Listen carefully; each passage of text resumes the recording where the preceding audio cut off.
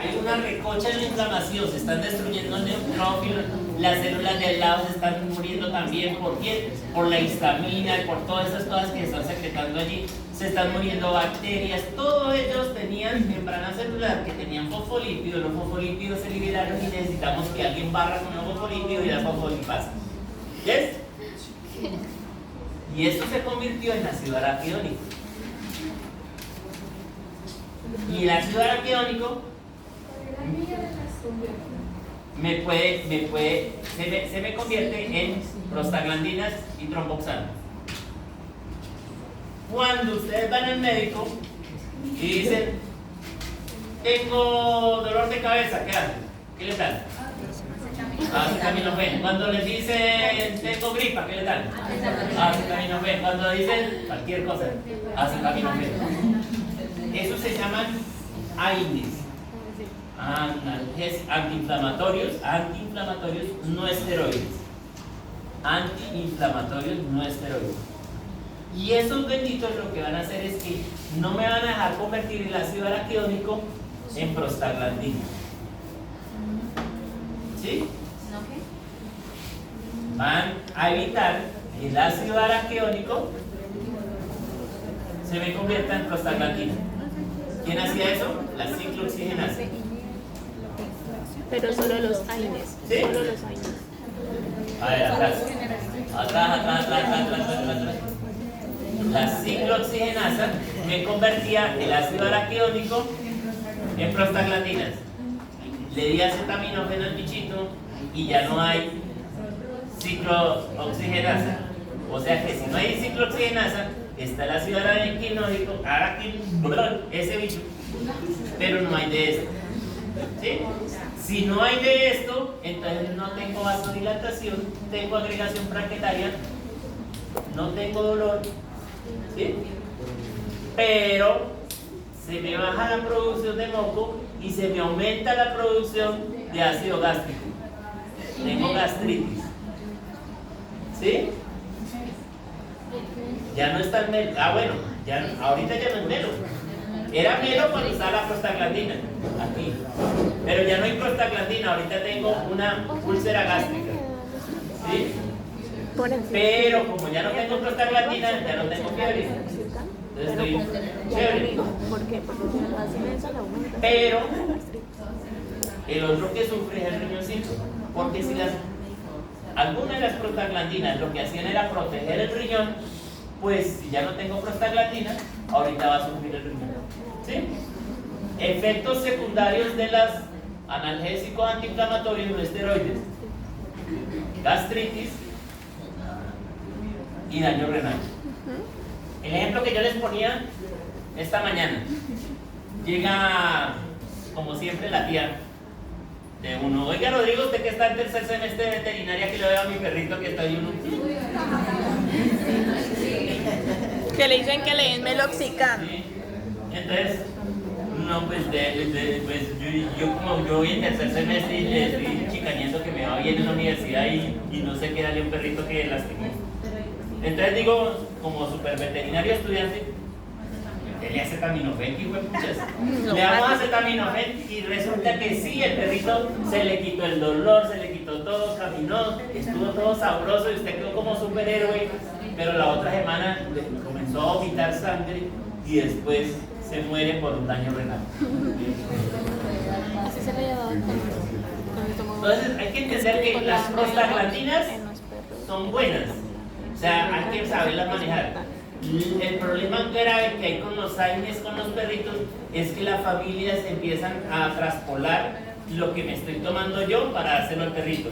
Entonces digo, démosle media pastica, porque es que como yo me tomo una, yo voy a darle media pastica al perrito. Y eso no es así como tan matemático, tan regla de tres.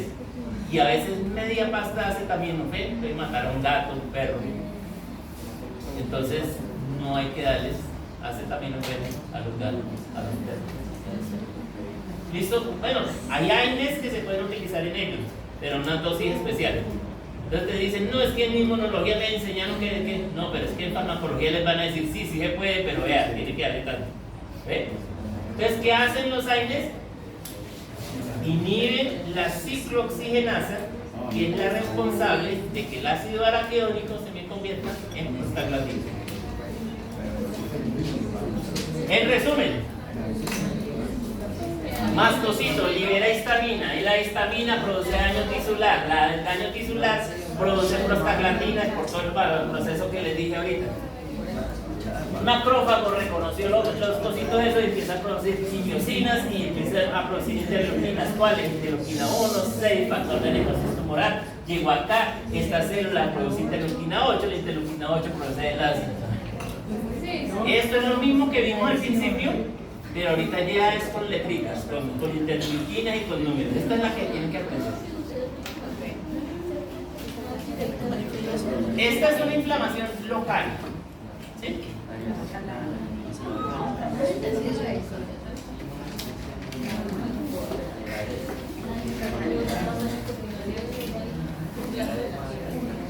Listo. Así como hay interleuquinas o citoquinas, perdón, así como hay citoquinas proinflamatorias, o sea que favorecen la inflamación, debo tener también citoquinas antiinflamatorias, porque cuando prevalece más una, es más grave el caldo que los huevos. El perrito se muere por la inflamación y no por la bacteria. El humano se puede morir por la inflamación y no por la bacteria. ¿Sí? Entonces, para regular eso yo tengo que tener células, tengo que tener citoquinas que estén diciendo, sí es, pero no tanto. Entonces vamos a calibrar las cargas. Entonces debo de tener unas interleuquinas que sean antiinflamatorias, porque si dejo estas solas, se mueren. Y desde siempre se ha sabido que hay respuestas inmunológicas tan severas que el paciente se muere por la respuesta inmunológica más que por la bacteria. Ejemplo, COVID. Entonces acá viene mi historia. Ese es el mismo video. Después viene la respuesta inflamatoria sistémica. O sea, la inflamación local, lo que estaba pasando en la patica de Firulais no funcionó y comenzó eso de regular la circulación. Las interleuquinas, espere que esta parte es chévere. Las interleuquinas actúan en el hígado. Y ahora el hígado le dice, vea, produzca unas proteínas de fase aguda. Dentro de las proteínas de fase aguda tenemos la proteína C reactiva, el amiloide sérico, el fibrinógeno, componentes del complemento, etc.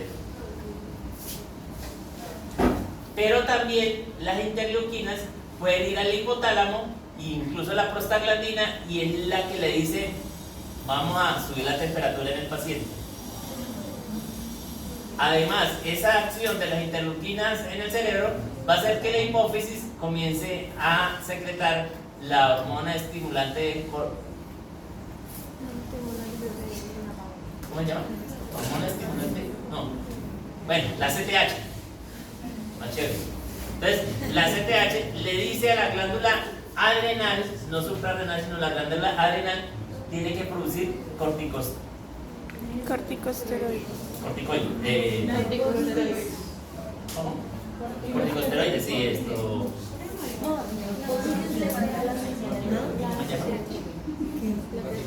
Sí. ¿Cómo se llama?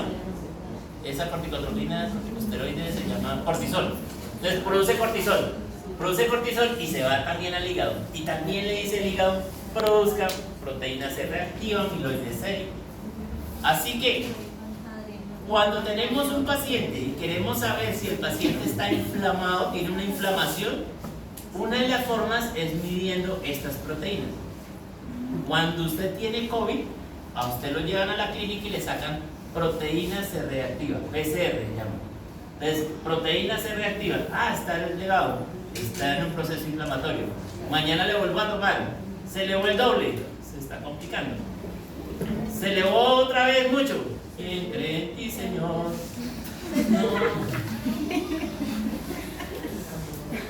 Les contaba esta mañana que cuando empecé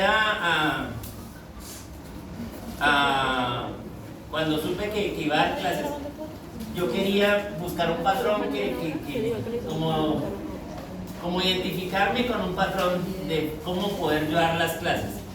Y encontré una cosa muy bacana, es fuerte. La primera vez que hice esta presentación la hice para ver ¿qué? Ya no. Y no pude continuar, pero no, casi. 25 de enero, la vieja, es mi vieja, ella lleva, era el cumpleaños, es el cumpleaños de la vieja, 25 de enero. Ella lleva como 14 años de casada. Pero vea que mi cara no era tan chévere, no era como feliz. Esa foto, cuando tomábamos esa foto, había perdido el olfato y había perdido el gusto. Entonces, yo como que no, entonces me dijeron, quita el tapabocas un momentico para la foto, y nos tomamos la foto y yo... Los médicos se preocuparon, ¿cómo hago yo para saber que un paciente está inflamado antes de que llegue al punto de no retorno? Antes de que se muera el paciente, porque si yo lo diagnostico tarde, no voy a poder hacer nada. Y esa inflamación se me salió de las manos. Entonces, desde hace más de 100, 200 años se ha sabido que la persona, el individuo se muere más, muchos, no más, sino muchos se mueren por la inflamación, más que por el propio bichito. Tengo que buscar una fórmula para poderlos encontrar, para poder pillar eso rápido. Y entonces comenzaban a buscar muchos conceptos y muchas cosas. Y lo primero que empezaron a dar cuenta es que estábamos fallando en la plena definición de esa inflamación, no sabíamos cómo llamarlo. Y entonces, algunos les pregunto, ¿qué es sepsis? Infección en el cuerpo, en todo el cuerpo. Una infección, puede ser una infección. Pero esta misma pregunta se la hago a médicos veterinarios ya graduados y es la misma respuesta. Como que infección, como que no digo nada, como que yo no sé, como que sí sé pero no la quiero decir. No hay un concepto claro que nos podamos... Y si no hay un concepto claro, yo no sé cómo medirlo.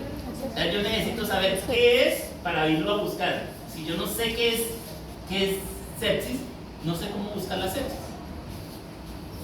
Los médicos humanos que tienen más experiencia que nosotros y que van escribiendo cualquier cosa que van viendo en los pacientes y van publicando y tienen muchos bancos de datos, se dieron cuenta que los pacientes que tenían esas inflamaciones tenían unos signos clínicos típicos, casi todos, y que eran muy fáciles de medir. Uno de los signos clínicos es el aumento de la frecuencia cardíaca. Todo el mundo podemos medir frecuencia cardíaca. Otro de los signos clínicos es el aumento de la frecuencia respiratoria.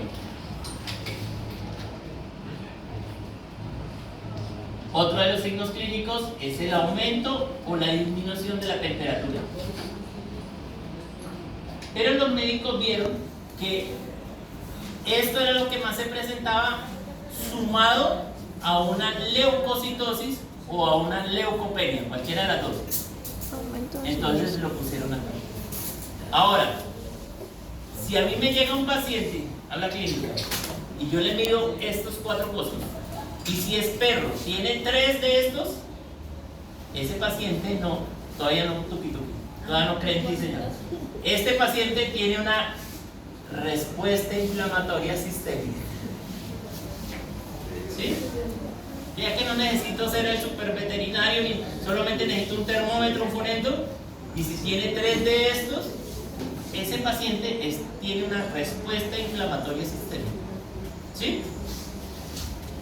Si es gato, 3 de 4. Si es perro, 2 de 4. O sea, llega el perro, frecuencia cardíaca en 150, temperatura 40, ya. Tiene un síndrome de respuesta inflamatoria. ¿Sí? ¿Cómo?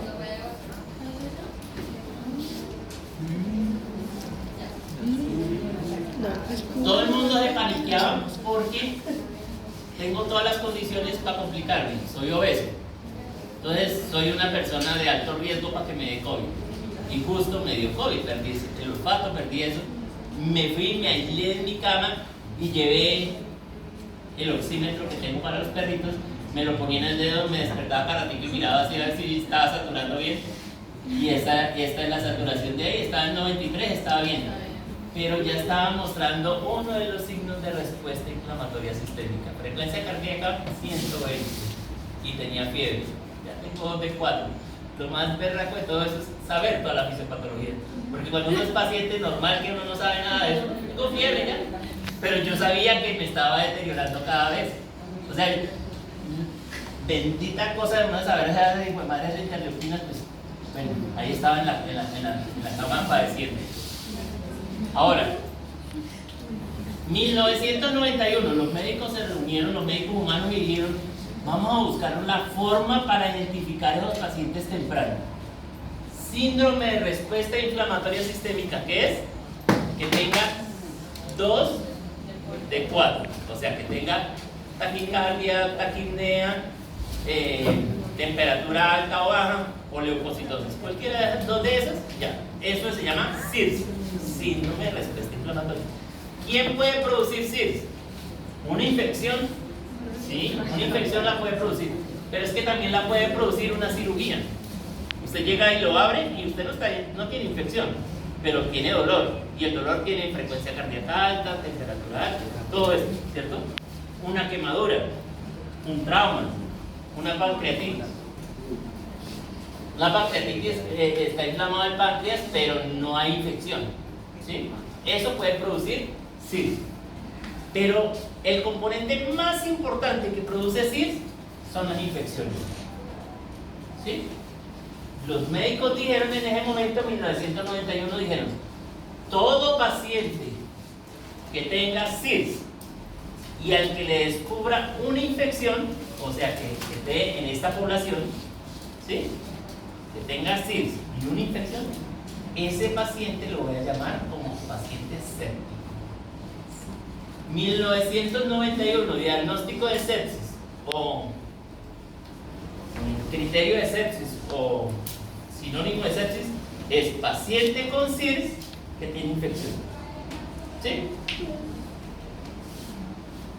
Los médicos veterinarios volteamos a mirar a los humanos y dijimos: eso está como bacano, y traspolamos esos datos. Nosotros también utilizamos la misma forma para saber si el paciente tiene sepsis. ¿Cómo? SIRS, y buscamos una infección. Los pacientes con SIRS, todos tienen la posibilidad de empezar a dañar sus órganos. Si algún paciente con SIRS se le empiezan a deteriorar los órganos, puede ser el riñón, el hígado, el pulmón, lo que sea, eso se va a llamar, o lo llamaron en ese tiempo, sepsis grave o severa. Si además de que tenía el daño en cualquiera de los órganos se le bajaba la presión arterial, eso se llama un shock séptico. Cuando le pregunten: ¿qué es shock séptico? Es un paciente con hipotensión al que tiene SIRS por una infección. ¿Listos? Pero es que eso era cierto hasta 1992. Después dijeron los médicos: no le podemos colocar severo, porque si le colocamos severo quiere decir que hay uno leve, y ningún paciente que esté en sepsis es leve. Todo paciente que esté en sepsis, quien cree en ti, Señor, no morirá para siempre. Entonces tiene riesgo de irse a los brazos del Señor. Todo paciente que tenga sepsis es un potencial trío de misas.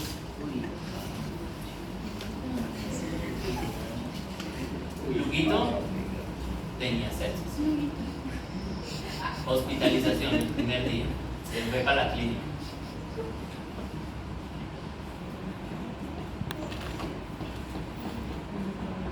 En 2016, los médicos se volvieron a reunir y dijeron: uy, sí, pero resulta que hay una población que sin tener SIRS tiene daño en los órganos. Entonces dijeron: vamos a dejar al SIRS a un lado, y todo paciente que tenga daño en los órganos, pero que tenga una infección, eso va a ser sepsis. Y dejaron a un lado el SIRS. Eso lo dijeron en humanos.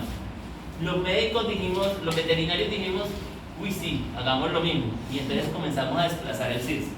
Pero resulta que para nosotros, para ellos es muy chévere, porque ellos le pueden mandar a ustedes un poco de exámenes a ver cómo están los órganos, ¿cierto? Pero para nosotros es más chévere buscar un CIRS, porque no es sino temperatura, frecuencia cardíaca, frecuencia respiratoria y un hemograma, ¿sí? Ese problema no lo tienen los médicos humanos, porque los médicos humanos le mandan funcionamiento renal, hepático, todo lo que ellos quieran. Entonces ellos es más chévere buscar un paciente con sepsis solamente buscando un daño orgánico, pero con una infección. Muchos médicos humanos dijeron no es tan chévere, yo voy a seguir haciendo CIRS. Y ahorita es legal, o sea, es bien que algunos médicos piensen seguir diciendo que sepsis es un paciente con CIRS con una infección, ¿sí? Y eso es lo que estamos haciendo los veterinarios. Paciente con CIRS con una infección, para nosotros es sepsis. Si el paciente está con sepsis, le medimos la presión arterial y la presión arterial está por debajo de 90, la presión arterial sistólica, ese paciente está en shock séptico. 6 de febrero del 2021, este paciente estaba en shock séptico. No tenía foto porque no me tomaron fotos ahí en el momentico, pero así, esta sí. Y como siempre, la vieja. Les contaba que es muy maluco, usted sabe toda la fisiopatología de lo que le está pasando, ¿no? Y de pronto llega una camilla y dice, este es mi pueblo, este es en Florida. Entonces me dice, nos vamos porque tenemos una urgencia vital con usted. Una urgencia vital, sí. Si nos echamos más de media hora no alcanza a llegar a la clínica. Y entonces yo, pero venga, es que yo me siento bien. Yo creía que me sentía bien. Y resulta que tenía los labios morados y estaba... Pero yo no sabía cómo era la situación. El conductor me dijo, nos vamos de urgencia vital. Después tuve la oportunidad de hablar con el conductor y me dijo, lo que pasa es que yo llevé gente mejor que estaba usted y no alcanzamos a llegar. Y yo a usted lo vi tan malo que yo pensé que no íbamos a alcanzar a llegar. Y entonces me remitieron para una clínica. Esas citoquinas lo que hacen en la médula es decirle a las células, vea, produzcanse más. Si estoy necesitando neutrófilos, produzcan más neutrófilos, ¿sí? En la médula ósea, o sea, dentro de los huesitos, voy a tener unas células que son las mamás de los neutrófilos, ¿cierto? Y esas mamás de los neutrófilos todavía se pueden dividir. Pues las interleuquinas le van a decir a estas células, divídanse para que produzcamos más líneas de cualquier. Tenemos otras células que ya no se pueden dividir, pero así se pueden madurar. Entonces, si fuera un neutrófilo, serían las bandas y los neutrófilos adultos. Y en la circulación solamente tenemos, en un paciente sano, solamente tenemos neutrófilos adultos. Los neutrófilos adultos están o en circulación o en la periferia. Y en los tejidos, pues casi no tenemos neutrófilos, ya no los necesitamos sino cuando haya una infección. Para entender esto hay que entender que desde que la célula, la mamá, hasta que vuelve adulto, va a durar más o menos 5 días. Y que un neutrófilo tiene una vida media de 6, 12, 24 horas. O sea que pasado mañana los neutrófilos que estaban dando vueltas por nuestro organismo ya creen pie señor, ya están otros nuevos. Cuando tomamos las muestras de sangre, estamos tomando las que están acá, no las que están acá, sino las que están acá. Entonces cuando hacemos un hemograma lo que estamos evaluando es esta. Después de que un neutrófilo sale por diapéresis a un tejido, nunca más se va a devolver a circulación. Después de que un neutrófilo esté en circulación, nunca más se va a devolver a la médula ósea. O sea, esto siempre va a ser unidireccional.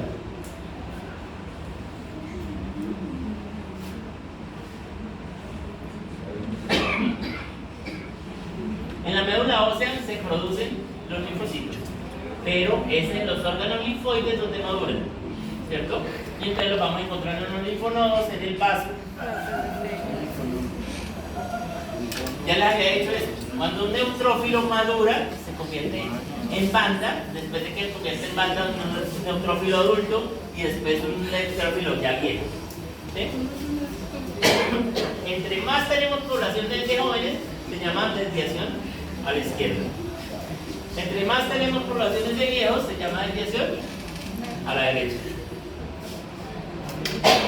Esta es la foto que no tengo, pero me la conseguí en internet. El médico dijo, necesitamos entubarlo. Entonces yo dije, pues hágale, ¿qué más puede hacer? Y me entubaron. Hay varias formas de producirse leucocitosis. Leucocitosis puede ser por estrés por corticoides. Leucocitosis puede ser por adrenalina o leucocitosis puede ser por inflamación. ¿Sí? Entonces, para no caer en el error que cada vez que vemos leucocitosis, es una infección, déle antibiótico. Pero resulta que puede ser por estrés, pero puede ser por adrenalina.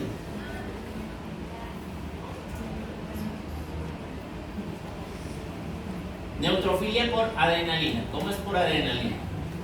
Entonces, la glándula suprarrenal o la glándula adrenal libera catecolaminas. ¿Qué catecolamina? Adrenalina.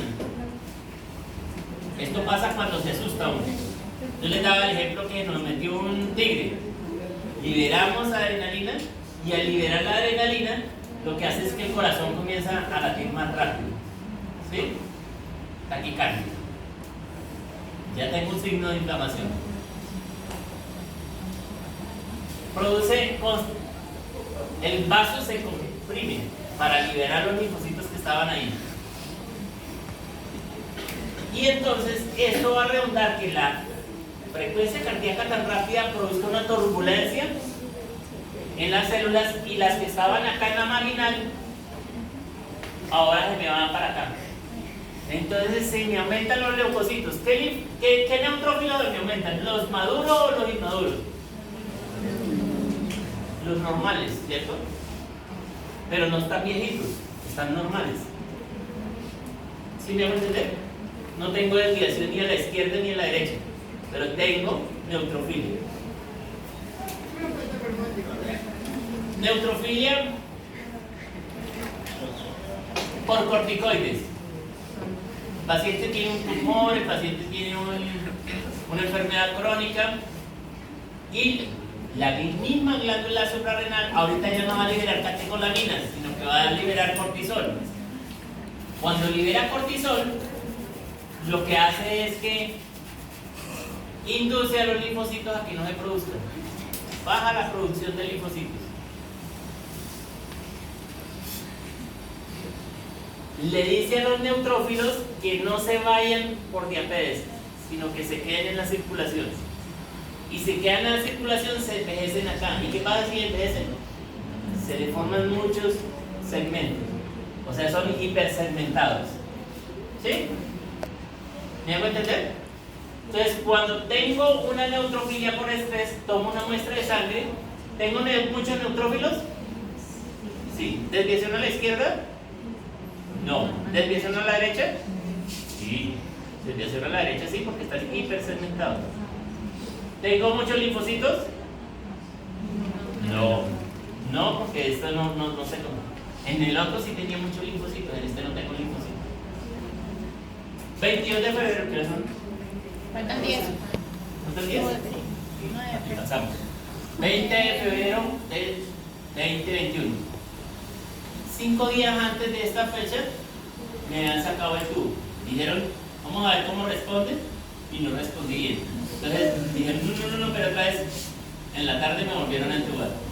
O sea que si a mí me dio COVID del grave, a mí me dio el grave, porque me entubaron 2 veces en la misma gente. Pero este día fue cuando me sacaron el tubo ya por fin. Estoy por fuera y ya como un denominador. La vieja.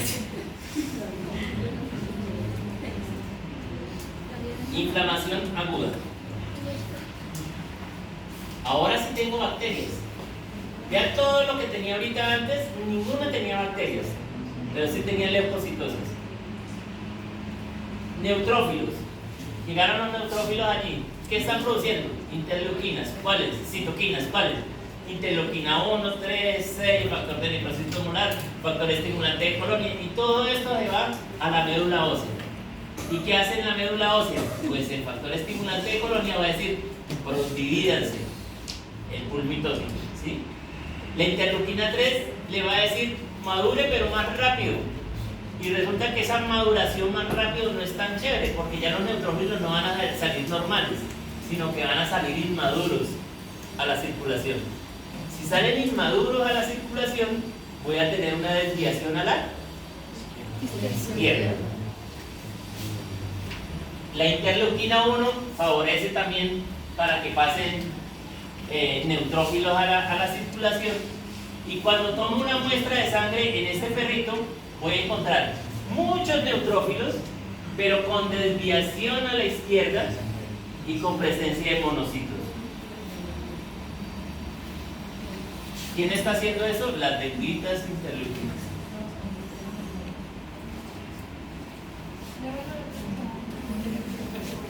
El ejemplo de esto es la perrita que tiene piómetra y que lo diagnosticamos, que nos ha complicado todavía. La diagnosticamos aquí. Entonces vamos a encontrar leucocitosis, desviación en la izquierda, monocitosis. Esa perrita no la llevaron al médico, no le hicieron nada, se complicó, siguió el proceso. Ahorita siguieron las mismas citoquinas mandando información a la médula ósea, pero es que por mucho que quiera trabajar la fábrica, si ya no tiene con qué producir, ya no va a empezar a sacar muchos. ¿Sí me hago entender? Si ya no tengo muchos, la interleuquina 3 de todas maneras va a seguir mandando los poquitos que tenga, los va a mandar inmaduros a circulación. ¿Sí? Ahora, le tomo una muestra de sangre a ese paciente. ¿Leucocitosis? ¿Hay leucocitosis? Así no. Puede estar normal o puede estar bajo, porque la médula no tiene tantos para producir. Ya ha pasado tanto tiempo a que ya ahorita podemos tener una leucocitos normales o bajitos. ¿Sí?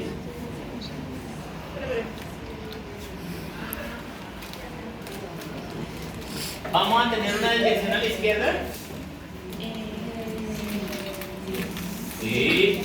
Entonces tenemos leucopenia con desviación a la izquierda. Cuando me llega un paciente con leucopenia con desviación a la izquierda, yo que le digo al propietario: ¿quién cree en ti, Señor?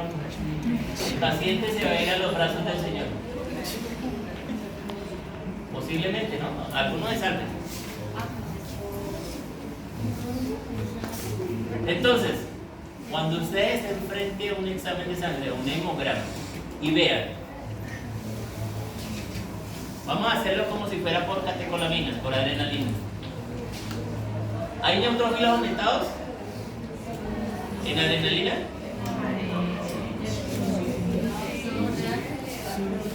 La adrenalina se hace la conexión que el corazón comenzó a funcionar rápido.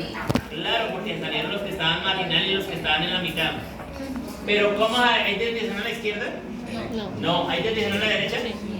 No. ¿Hay linfocitosis? Sí, porque se contrajo el vaso y liberó los linfocitos. ¿Sí?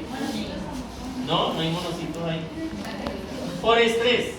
O sea, el paciente está produciendo cortisol. ¿Por qué? Por una cáncer, por una enfermedad crónica, por una enfermedad endocrina. Está produciendo cortisol. ¿Neutrofilia? Sí. ¿Desviación a la izquierda? No, porque están envejeciendo en la circulación. Si están envejeciendo, entonces yo no estoy sacando nuevos acá.